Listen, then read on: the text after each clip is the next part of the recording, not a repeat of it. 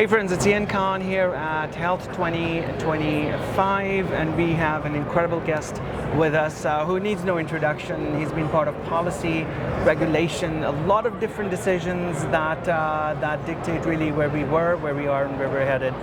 Welcome to the show. Thank you so much. It's a pleasure to be here. So let's hear it. You've been part of policy making for a long time. You've made some very important decisions and helped navigate where we are. Tell us where are we right now, and what are you working on? You know, I had the privilege of being Chief Medical Officer of CMS and Director of one of the 6 centers as a senior career physician,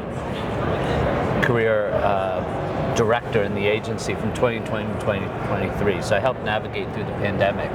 But I spent a lot of the time since then working with the Bipartisan Policy Center, Milken Institute, trying to think through reimbursement and coverage of things. And we're here at Health, a lot around AI, regulation, and reimbursement strategies, what CMS should pay for, as well as here I'm speaking or moderating a panel on Medicare Advantage, sort of the middle, where it's good, where it's not as good, etc. But those are some of the things we're focused a lot on, both in that and my advising firm, Rupert Advising. So, Dr. Lee, when we talk about, where are we, where were we 10 years ago with let's say, Medicare, and where do you see the horizon 10 years from now, right, in time? It's an interesting question of really 2 things. Number one is, where will healthcare be delivered? During the pandemic, I turned on hospital at home and was involved with a lot of the telehealth decisions. Hospital at home right now with the shutdown in the government and without a continuing resolution is on pause. But I think we're going to see, especially with the tech, more and more care delivered at home, more and more care delivered remotely, giving people access to that care where they live and keeping them home. Because if you don't have to go, particularly the elderly, to a skilled nursing facility, that's a phenomenal thing, because the trajectory is from home. I think tech's going to enable that. Yeah.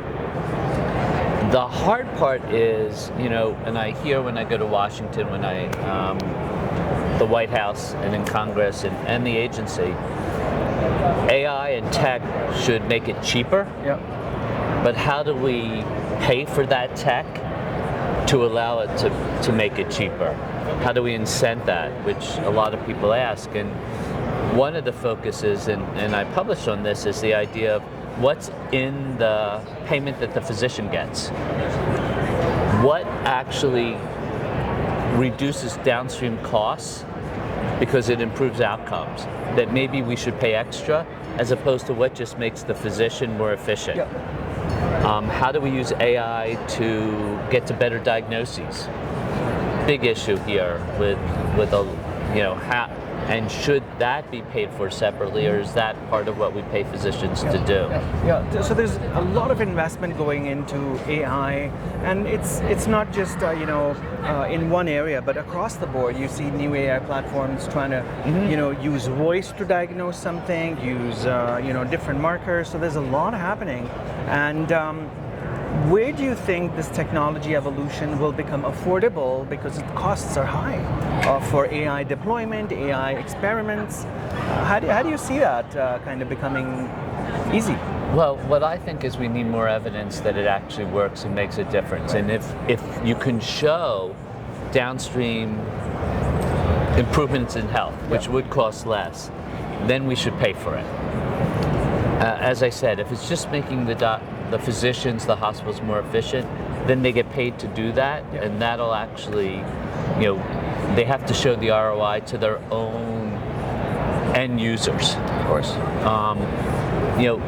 I'm a big believer that we need to educate the next generation and the current generation of physicians and nurses and other health professionals how to use AI, because my fear is that, and we've had a lot of discussions in DC,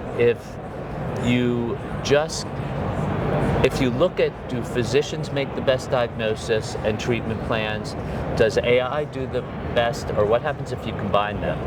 Right now, if you combine them, sometimes it's worse.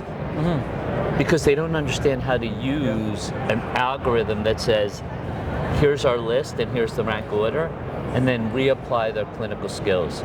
So I think that is a huge issue that we need to address, that I think the medical schools, the residencies, the hospitals need to start teaching people how to use that information. Somehow it obviously feels, there's a bit of a lag in catching up to this really fast changing wave of AI. AI is everywhere, but no, it's not, because not everybody's using it. So that adoption, as you said, the time for education, I think that's a really great thing to observe. How do you think the education system, and it takes a long time to become a doctor and a specialist and be practicing, what are your points and tips on, hey, here's what the education system needs to do right away? They need to explain to people, the self-driving car. We know it's actually safer than people driving their cars. But one bad crash and they stop believing it. So we need to have people learn, the providers learn, that if AI gets something wrong, it didn't get it wrong. It's giving you an assessment, and you should include that with all the other reasoning that you as a clinician learn about.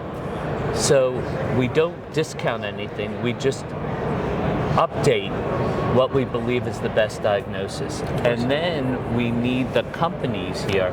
A lot of this is being built by engineers. Or very clinicians who have never practiced 40 years.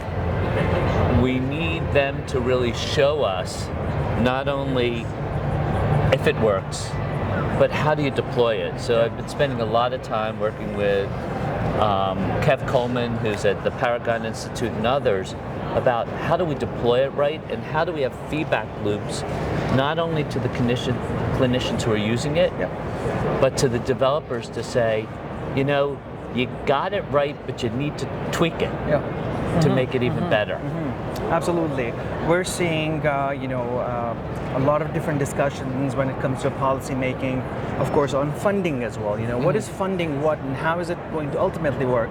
What are your insights on current state of funding in America for healthcare? And, where's that going over the next 5 years, if you will? Clearly, we're spending too much on healthcare for the health we get. I mean, for some people, I'll say myself included, phenomenal healthcare, but I have access. And for other groups, rural America, more diverse populations, we don't have enough funding. We need to actually figure out how to deliver. I know CMS is very focused in Congress on deliver rural care and how to use telemedicine and that connection to the larger academic, large centers to advise them. I think that's critical if we're going to figure it out. We also need to get people to take more ownership, because there's not going to be as much federal funding for healthcare. And I think, we're seeing a lot of the VCs, the PE, they're looking for quick turnarounds. Some of this, as far as the sales of the company, CMS has to figure out how to pay for it, and I know that Administrator Oz is working through, and they're developing models at CMMI that would allow more tech funding. But that personal ownership is going to be important. I mean, I'm wearing my Oura ring. I'm wearing, I see that. Yeah, I know. Final kind of comments to help us about understand. You have a panel. What are you going to be talking about? What are you going to be pushing for? Medicare Advantage has a lot of upsides for certain patient groups and the way it's delivered. For others, I turned 65, so I have my university benefits for life. Fee for service, phenomenal wraparound at a great price. So, and we know about the upcoding as a taxpayer. But we also know there's some advantages to doing at-home screens as long as it connects back to the care they get. So it's really about sort of the middle ground, about how do we, for the rate population, how do we ensure that Medicare Advantage, and my panelists do deliver unbelievable care for disadvantaged populations, how do they continue to deliver that care? How do we as taxpayers get our money's worth out of the trust fund? And how do we make sure that the oversight, which I think Dr. Oz is really doing a lot of work on, of the right type of risk adjustment, how do we make sure that that's done correctly by all the companies? It's incredible. Dr. Lee, thank you so much for joining us on this really short, insightful interview. Best of luck for your panel today. Thank you very much. Thank you so much. It's a pleasure. It is a Take pleasure. care. Thank you.